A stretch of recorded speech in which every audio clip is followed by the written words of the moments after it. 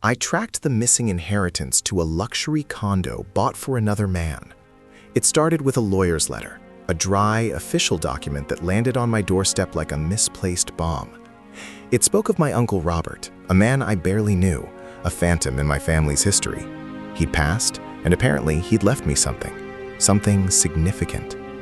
Significant felt like an understatement when the lawyer, Mr. Sterling, a man with eyes as sharp and unyielding as a perfectly cut diamond, finally laid out the details in his sterile downtown office. A substantial sum, enough to change my life, to erase the gnawing anxieties about rent, about the future, about the endless grind. He spoke of trust funds, of offshore accounts, of investments so complex they made my head spin. But then he mentioned the anomaly. A property. A condo in Manhattan. A place Robert never spoke of, never visited. Not that I ever heard.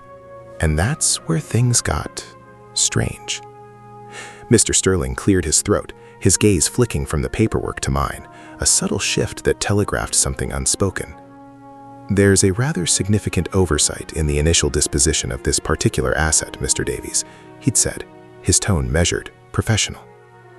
It appears Mr. Thorne, your late uncle's confidant, shall we say, has been managing this property for some time. Solely. He'd paused, letting the weight of that settle. And the documentation suggests that the purchase was made for him, using funds that, by all rights, should have been accounted for within your inheritance. So before we dive any deeper into this whole mess, if you're finding yourself drawn into this story, into the knot of it all, do me a favor. Hit that like button. Seriously, it helps more than you know. And if you want to hear the rest of this, if you want to see how this all plays out, make sure you're subscribed. Ring that bell too so you don't miss a single word. And hey, let me know in the comments what you think. Have you ever dealt with something like this? A missing piece of your own puzzle? I'm all ears. Anyway, back to Robert and his confidant, Mr. Thorne. Thorne. The name itself felt like a prickle under my skin. I'd never heard it before. Uncle Robert, bless his reclusive soul, had been a man of few words, fewer connections. He lived in that quiet little house upstate, surrounded by books and regrets, or so my mother had always hinted. He was the black sheep, the enigma, the one we whispered about at family reunions we never actually attended.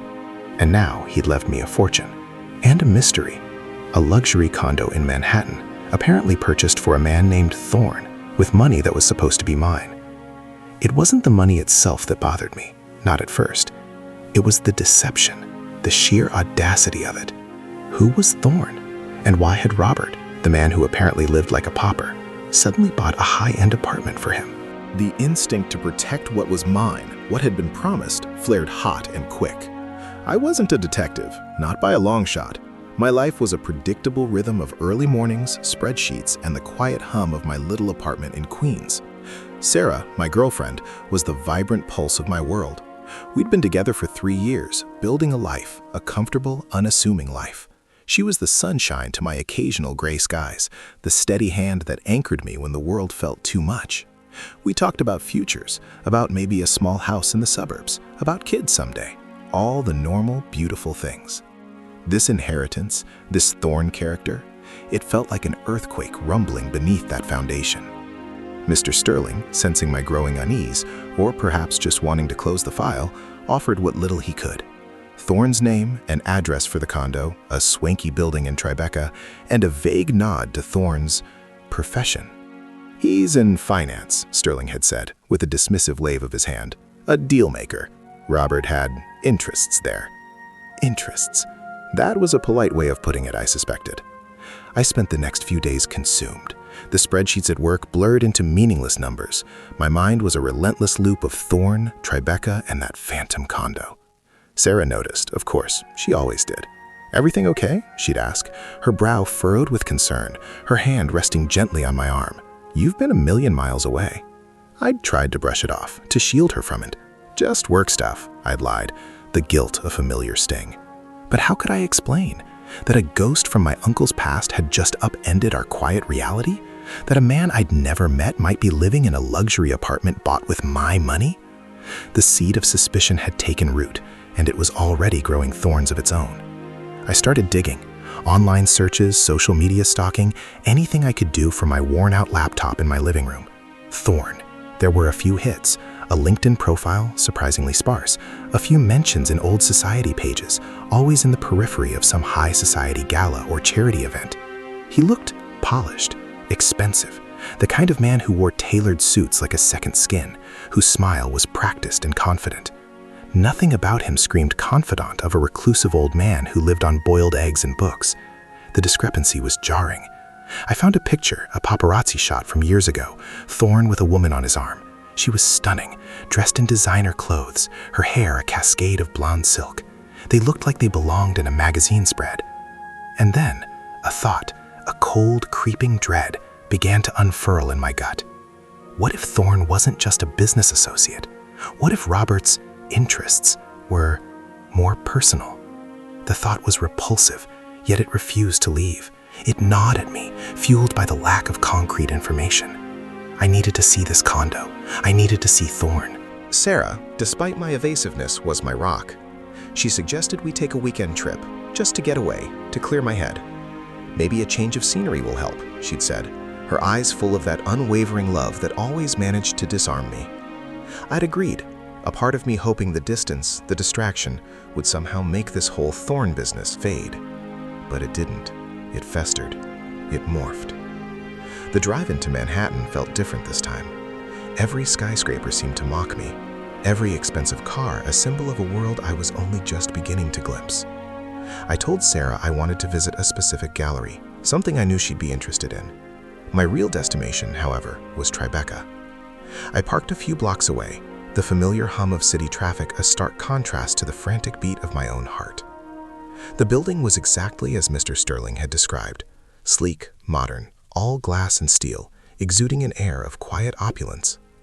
The doorman, a man with a perfectly knotted tie and an expression of polite indifference, greeted me with a practiced smile.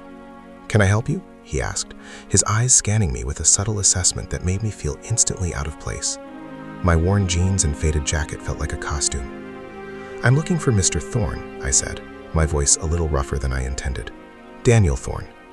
The doorman's smile didn't waver, but a flicker of something, recognition, suspicion, crossed his eyes. "Mr. Thorn is expecting a delivery," he said, his tone measured. "May I ask who you are?" He wasn't giving me anything for free. I took a deep breath. "My name is David Davies. I'm a distant relative of Robert Davies. I believe Mr. Thorn might have some information regarding my uncle's estate." It was a half-truth, but it felt closer to the mark than anything else. He paused, tapping a few keys on his discreet console. "One moment, sir." He spoke into a hidden intercom, his voice low and professional. A few agonizing seconds later, he turned back to me. "Mr. Thorn is in, sir. He's asked me to escort you up." Escort. Not wait here. Not I'll send someone down. He wanted to see me. The elevator ride was silent, the polished chrome reflecting my increasingly anxious face.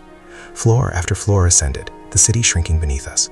When the doors opened, I was in a hushed, impeccably decorated lobby. Another doorman, equally impeccably dressed, met me. "Mr. Davies, please follow me." We walked down a long, art-filled hallway. Each piece of art was probably worth more than my car. This was a different universe.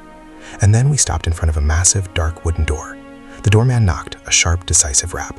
The door swung open, revealing a man who was the spitting image of the man in the online photos. Daniel Thorn.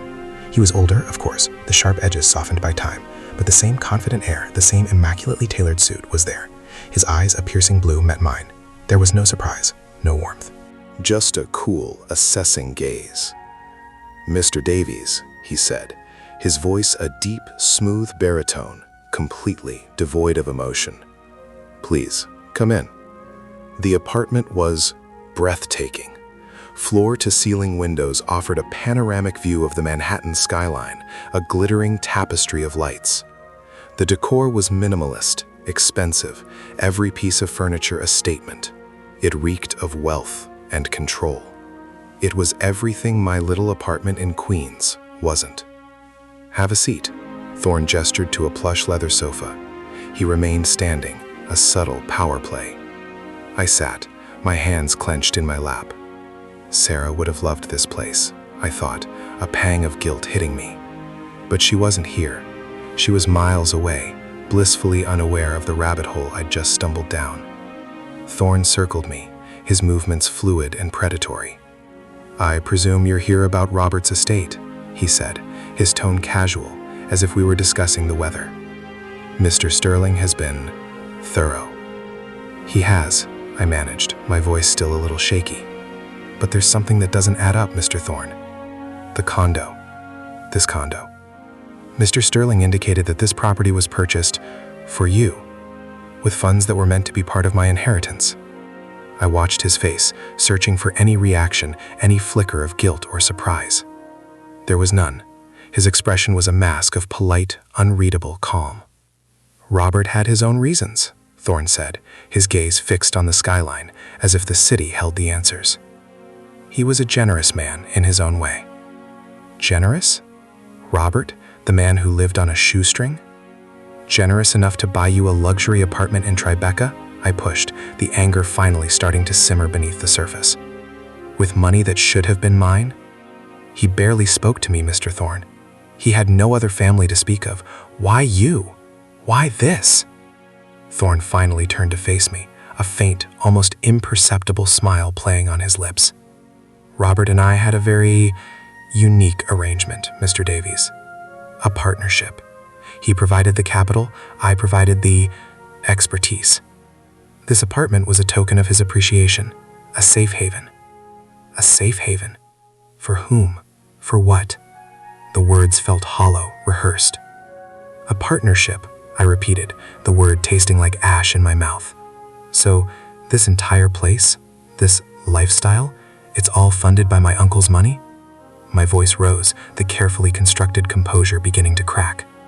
Thorne walked over to a sleek bar, poured himself a drink.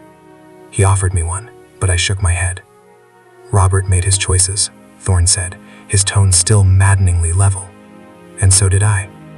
He took a sip of his drink, his eyes meeting mine over the rim of the glass. You may be entitled to some of Robert's assets, Mr. Davies, but this is mine. And Robert ensured it would stay that way. He walked to a large framed photograph on a side table. It was a picture of Robert, much younger, smiling, with his arm around another man, a man I didn't recognize. Thorne pointed to the man.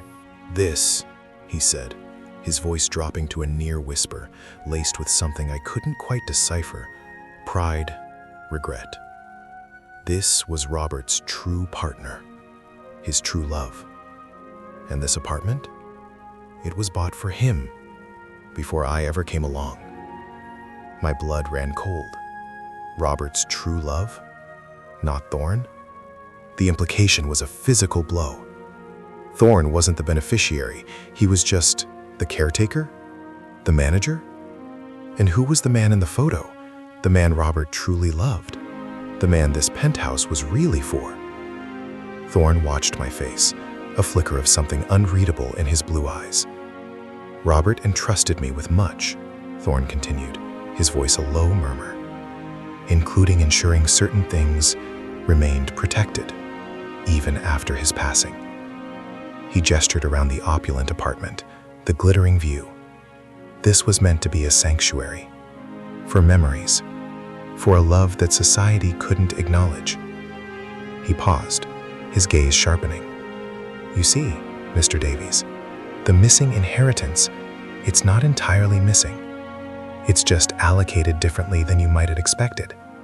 He took another slow sip of his drink, the silence in the vast apartment stretching between us, thick with unspoken secrets. And then he added, with a chilling finality, and Robert's will.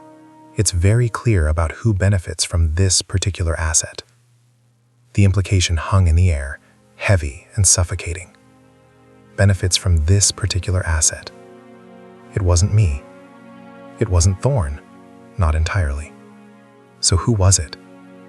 And what did Robert's unique arrangement with Thorne truly entail? I was no closer to understanding the missing inheritance, and now I was staring into a much deeper, much darker mystery. The cliffhanger wasn't just about the money anymore. It was about love, secrets, and the true identity of the man Robert Davies had spent a fortune to protect. And as I sat there, the Manhattan skyline a silent, indifferent witness, I knew I couldn't walk away. I had to know. The chill from Thorne's words settled deep in my bones, a cold so profound it had nothing to do with the temperature. Allocated differently, who benefits from this particular asset? It was a riddle wrapped in an enigma, presented by a man who seemed to be enjoying every moment of my confusion. My mind reeled, trying to process the sudden dizzying shift. Robert's true love, a man society couldn't acknowledge? The image of the younger Robert, smiling in that photograph, flashed in my mind. He looked happy, genuinely happy. And the man beside him, there was an intimacy there, a connection that Thorne's carefully crafted neutrality couldn't erase. My initial anger, the righteous fury over stolen inheritance, began to warp, twisting into something more complex, laced with a strange sort of pity and a rising tide of morbid curiosity. This wasn't just about money, it was about a life I'd never known, a secret history my uncle had meticulously hidden. So, you're saying, I started, my voice strained, that this apartment, it wasn't for you at all? Not really? Thorne gave a slight nod, his expression still unreadable, but there was a subtle softening around his eyes, a hint of nostalgia? Robert was a man of deep affections, Mr. Davies. Affections he felt compelled to shield from the world. He believed this space would offer a measure of security, a place where that part of his life could exist without judgment or interference. He gestured to the photograph again. The man you see there, that was Arthur Penelhagen. Robert loved him dearly. Arthur was an artist, a brilliant one, but he struggled with the pressures of the world. Robert wanted to create a refuge for him, a sanctuary where he could simply be. Arthur Penelhagen. The name felt foreign, exotic, yet strangely resonant. It explained the luxury, the secrecy. It painted a picture of Robert I'd never imagined, not just a recluse, but a man capable of profound love, a love that demanded sacrifice and secrecy in a world that wasn't ready for it. But it still didn't explain the missing money. But the funds, Mr. Thorne, I pressed, my voice regaining some of its edge. The inheritance, my inheritance, where is it? If this apartment was for Arthur, then what about the rest? The investments, the accounts Sterling mentioned? Thorne turned from the photograph, his gaze settling back on me, sharp and direct. Robert was pragmatic, Mr. Davies. He understood the realities of the world, even while he harbored his own private dreams. He knew that sentimentality could only go so far. He set up this arrangement with me to ensure that his affections were cared for, yes, but he also made provisions for his other assets, the bulk of his estate. Which are what, exactly? I demanded, leaning forward. Sterling made it sound like a fortune was just gone. A faint, almost sardonic smile touched Thorne's lips. Gone is a relative term, Mr. Davies. Robert was a shrewd investor. He amassed considerable wealth over the years, and he was very particular about how it was distributed. The terms of his will are quite specific. And those terms are... My heart pounded against my ribs, a drumbeat of anticipation and dread. Thorne walked back to the bar, pouring himself another measure of amber liquid. This time, he didn't offer. He turned, his blue eyes locking onto mine, and the intensity in them made me feel as though I was being stripped bare. Robert had no direct heirs, Mr. Davies, no children. His closest living relative, apart from yourself, was his sister, your mother, but she passed several years ago. And as you know, Robert was estranged from much of the family. So, it should be mine, I stated, the conviction in my voice a fragile shield against the encroaching uncertainty. Legally, perhaps, Thorne conceded, his tone maddeningly smooth, but Robert believed in rewarding loyalty. And in ensuring that certain legacies were honored. He paused, letting the weight of his words hang in the air. He felt that your perceived entitlement, your immediate focus on the monetary aspect of his passing, indicated a certain, shall we say, lack of appreciation for his life, his struggles, his true values. I felt a flush creep up my neck. Was he suggesting that Robert, the man who apparently loved Arthur so deeply, the man who bought this opulent sanctuary, would disinherit me because I was concerned about my inheritance? It seemed absurd. That's That's insane, I stammered. I never knew him. How could I appreciate him? You had opportunities, Thorne said, his voice unwavering. He lived a solitary life, but he was not entirely without contact. He observed. He understood motivations, and he made his judgment. The bulk of his estate, Mr. Davies, is designated for a trust established for the preservation and advancement of artistic endeavors, specifically for the support of LGBTQ+ artists, those who, like Arthur, often find themselves marginalized or overlooked by mainstream society. The words hit me like a physical blow. Artistic endeavors? LGBTQ+ artists? This was beyond anything I could have imagined.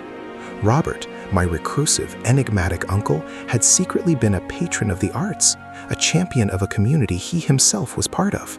The money wasn't gone, it had been redirected, transformed into a legacy far grander and more personal than a simple cash inheritance. So, I get nothing? The question felt small, pathetic, even to my own ears. All the dreams, all the anxieties about rent and future suddenly felt trivial in the face of this revelation. Thorne took a slow sip of his drink, his gaze never leaving mine.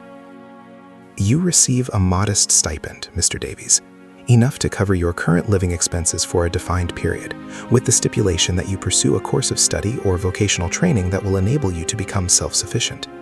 Robert believed in ensuring a safety net, but he also believed in encouraging growth. He did not want you to feel abandoned, but he did not want you to become complacent. And, he added, a slight emphasis on the last word, this apartment. While purchased with Robert's funds and intended as a sanctuary for Arthur's memory, it also houses his personal effects, his journals, his private papers. These are to be cataloged and preserved under my supervision. You are welcome to visit, with my prior arrangement, of course. But this property, Mr. Davies, remains under my stewardship, as per Robert's explicit instructions. My head was spinning. A modest stipend, a trust for gay artists, and this penthouse, this monument to a secret love, was still in Thorne's hands, tasked with preserving Robert's private life. It wasn't a simple case of someone stealing my inheritance. It was a deliberate act of redirection, a statement, a posthumous declaration of who Robert truly was and what he valued most. The betrayal, if there was one, was not in the theft, but in the profound, almost cruel way he'd chosen to reveal his true self, by making me feel like an outsider in his own legacy. "Why tell me all this?" I finally managed to ask, my voice barely a whisper. "Why not just let Sterling handle the paperwork? Let me think it was all lost." Thorne finished his drink, setting the glass down with a soft click. Because Robert's final instructions to me were not just about managing his assets. They were about understanding his choices. He wanted his life, his truth, to be acknowledged. He did not want to fade into obscurity, a mere footnote of familial obligation. He wanted his story to be heard. And he believed, perhaps optimistically, that you, as his surviving blood relative, might eventually understand. He walked over to the large window, gazing out at the city lights. He said you had a good heart, Mr. Davies, that you were capable of empathy. He hoped that one day you would see beyond the spreadsheets and the bottom lines and understand the man behind the money. Empathy. Understanding. My gut churned. All I felt was a confusing mix of anger, disappointment, and a strange, reluctant respect.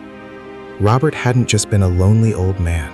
He'd been a man with a rich, complex inner life, a secret love, and a defiant will.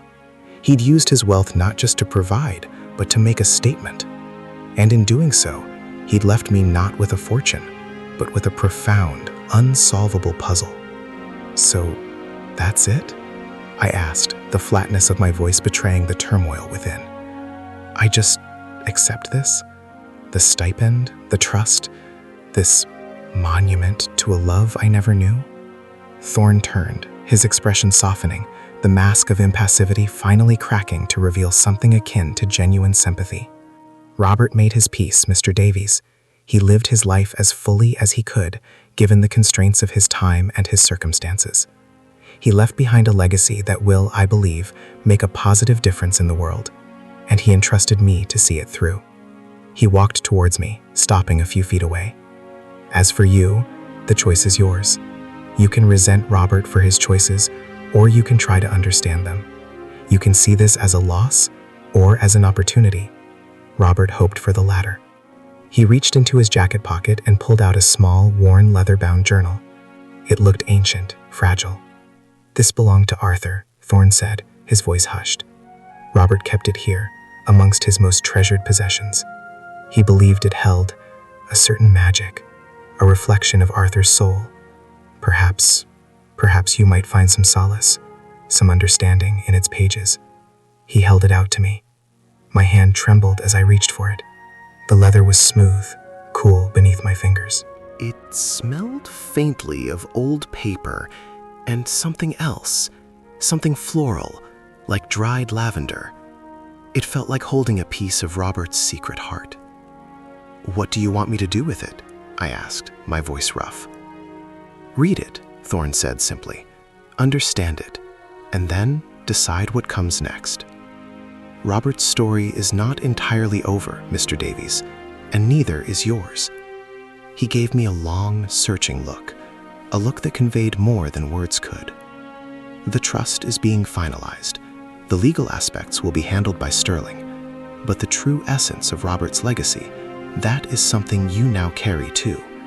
And the truth about why this particular asset, this sanctuary, is so important, that remains to be fully uncovered." He turned and walked towards a set of double doors at the far end of the living area, the ones I hadn't dared to approach. "I have a meeting to attend," he said, without turning back. "Sterling will be in touch regarding the finer details. In the meantime, the city awaits Mr. Davies, and so do the secrets." The double doors closed softly behind him, leaving me alone in the vast, opulent apartment. The glittering Manhattan skyline stretched out before me, a silent, indifferent witness to the seismic shift in my understanding of my own family. I clutched Arthur's journal, its worn pages a stark contrast to the sleek, modern surroundings. Robert's true love, a sanctuary, a trust for gay artists, and the implication that there was still more to uncover, that Thorne's stewardship involved more than just preserving memories. My initial anger had subsided, replaced by a profound sense of disorientation and a chilling realization. This wasn't just about a misfortune. It was about a man I never knew, a love I never imagined, and a truth that had been hidden in plain sight. Thorne's final words, "And so do your secrets," echoed in the cavernous space. What secrets? What more was there to uncover? Was this apartment truly just a sanctuary for memories? Or was there something more tangible, something more valuable that Thorne was guarding? And why was Robert so insistent on its preservation, even at the expense of his known heir? The weight of the journal in my hands felt immense, a tangible link to a past that was suddenly far more intricate and mysterious than I could have ever anticipated. I looked out at the city, a maze of lights and shadows, and for the first time I felt like I was truly lost within it. The foundation of my life, the comfortable predictability I had built with Sarah, felt like it was crumbling, not from theft, but from the sheer, overwhelming weight of unexpected truth. What had I stepped into? And what would happen when the full story of Arthur, Robert, and Thorne finally came to light? The cliffhanger wasn't a question of what was stolen, but of who was truly in possession of Robert's deepest truths, and what those truths would ultimately cost me. The hum of the refrigerator was the only sound in the apartment, a low, steady drone that felt like the pulse of the city outside, oblivious to the earthquake that had just ripped through my life. Arthur's journal, Thorne's enigmatic pronouncements, the sheer, dizzying scope of Robert's secret existence. It was all too much to absorb, too vast and unexpected to fit into the neat, predictable narrative of my life. I sat on the edge of the ridiculously plush sofa, the velvet cool and alien against my jeans, and opened the journal. The pages were filled with a delicate, looping script. The ink faded in places, but still legible. Arthur's words, his thoughts, his world. It wasn't a diary in the conventional sense, not a blow-by-blow account of his days, but rather a series of observations, of poems, of raw, unvarnished emotion. He wrote of light, of color, of the way a particular shade of blue could make his heart ache. He wrote of music, of concerts he'd attended, of the soaring melodies that transported him to another plane. And he wrote, with heartbreaking tenderness and undeniable longing, of Robert. He sees the hues I paint, though I try to hide them, one entry read. Robert, my anchor in this tempest. He understands the silence when the words won't come, the ache in my soul when the canvas stares back, empty. He is the quiet strength that lets me breathe, the solid ground beneath my often wandering feet. I fear the world, with its harsh judgments and unforgiving gaze, but with him, I feel a flicker of brave, just enough to keep going. Brave, Robert, my uncle, the man I'd always pictured as a severe, distant figure, a phantom in family lore, was Robert, the brave one who provided sanctuary. The image of Robert in that photograph, his arm around Arthur, his eyes crinkling at the corners with a genuine smile, superimposed itself on my mind again. He wasn't just a man who bought a nice apartment. He was a man who loved, fiercely and secretly, in a time when such love was a dangerous, whispered thing. I flipped through more pages. Arthur's art, his passion, his struggle. He wrote of the suffocating expectations of his family, of the pressure to conform, to be someone he wasn't. He'd clearly come from money, a privileged background, but one that offered no room for his true self. Robert had been his escape, his confidant, his patron in the truest sense of the word. The apartment, this lavish space, wasn't just a property. It was a testament to their shared life, a shrine to their love. Thorne's words about artistic endeavors and LGBTQ+ artists began to take on a new, deeply personal resonance. Robert wasn't just leaving money to charity. He was funding the very kind of life Arthur had craved, the kind of freedom he'd been denied. It was a powerful, poignant act of defiance, a way of saying that their love mattered, that it deserved to be celebrated, even if only in private and through the legacy it inspired. But then I stumbled upon an entry that made my stomach clench. It was dated much later, after Arthur's death, I presumed, given the tone. "He worries still," Arthur had written, his script now shaky, the words cramped together as if by urgency. "Even with the money, the security, he worries about what happens when he's gone. He trusts Thorne, yes, but Thorne is a man of contracts, of discretion. He doesn't feel it.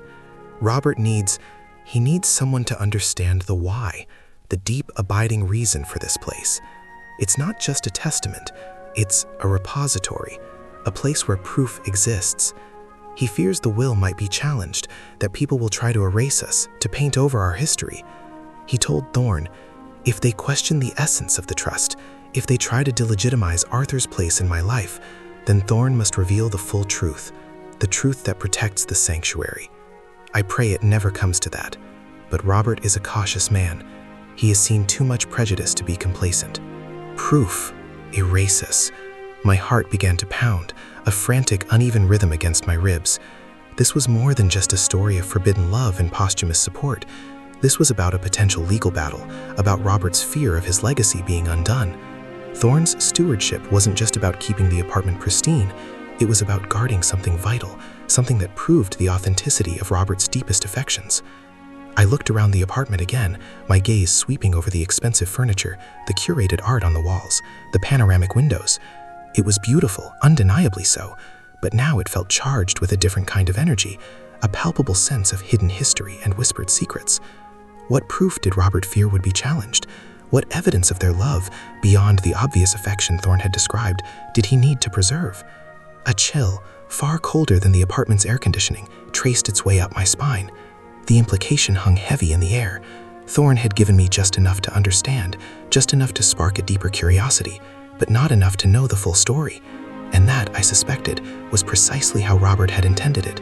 He wanted me to seek the truth, to earn the understanding, not have it handed to me like the inheritance he'd denied. I closed Arthur's journal, the worn leather feeling significant in my hands. My initial reaction, the indignant fury over the perceived theft, felt childish now, a shallow response to a much deeper, more complex reality. I hadn't been robbed. I'd been presented with a puzzle, a profound and heartbreaking mystery. Robert had left me not with money, but with a responsibility to uncover the full story, to understand the depth of his love, and perhaps to defend it. I stood up, my legs feeling a little unsteady. The city lights outside the window seemed to beckon, a vast, indifferent expanse that now held more questions than answers. I thought of Sarah, of our comfortable life, of the future we'd planned based on assumptions that were now shattered. How could I ever explain this? How could I articulate the sudden, overwhelming complexity that had unfolded in this opulent apartment? Thorne's words, the truth about why this particular asset, this sanctuary, is so important, that remains to be fully uncovered, played on repeat in my mind. He knew more. He was the gatekeeper, the custodian of Robert's secrets, and he had, in his own carefully measured way, invited me into that secret world. I walked over to the bar, the one Thorne had used. The decanter of amber liquid still stood there, an invitation to oblivion or contemplation. I poured myself a small measure, the liquid catching the light. It was smooth, potent, a burn that was strangely grounding. I took a sip, the warmth spreading through me, a counterpoint to the cold dread I still felt. My mind raced. Robert's will, Sterling, the legal aspects. These were the tangible pieces, the next steps that Thorne had outlined. But the emotional fallout, the sheer weight of this revelation, that was something I had to navigate alone. This wasn't just about a will, it was about a life lived in shadow, a love that defied convention, and a man who, in his final act, had chosen to honor that love in the most profound way he knew how. I sat back down on the sofa, Arthur's journal resting on my lap. I looked at the photograph of Robert and Arthur again. They looked so happy, so at peace. A pang of something akin to envy shot through me. What must it have felt like to have that kind of unwavering connection, that kind of devotion, in a world that told you it was wrong? Robert hadn't left me rich, but he had left me something far more substantial, a profound, albeit painful, understanding of human connection, of sacrifice, and of the enduring power of love, even when hidden. He had also left me a task, a duty, to ensure that Arthur's place in his life, and by extension, Robert's true self, would not be erased. The journal was a key, Thorne was a guide, and the apartment itself, this sanctuary, was the locked room, holding secrets I was now compelled to discover. I took another slow sip at my drink, the city lights reflecting in the amber liquid. My life had just taken an irreversible turn, veering into territory I never knew existed. It was terrifying, exhilarating, and deeply, irrevocably sad. I looked down at Arthur's journal, then back out at the vast, indifferent city. The silence in the apartment, once oppressive, now felt pregnant with possibility, with the quiet promise of revelation. My path forward was uncertain, shadowed by the secrets of a past I was only beginning to unearth. But for the first time since Thorne had uttered those first cryptic words, I felt a flicker of something other than despair. It was a grim determination, a resolve born from understanding, and the faint, almost imperceptible scent of dried lavender that seemed to emanate from the journal. I had a story to uncover, and I would. I closed my eyes, the journal still in my hands, and took a deep, shaky breath. The hum of the refrigerator continued, a steady, grounding sound in the vast, quiet space. My life, once a straight line, had just fractured into 1,000 shimmering, uncertain pieces. I had been given a truth, a burden, and a direction. The money was gone, but something infinitely more valuable had been revealed. My own story, inextricably linked to Robert's, was just beginning. And the first chapter, I knew, would be about digging deep, about confronting the shadows, and about finding the courage to honor a love that had endured against all odds. This was not the end. This was a beginning. A difficult, complex, and undeniably human beginning.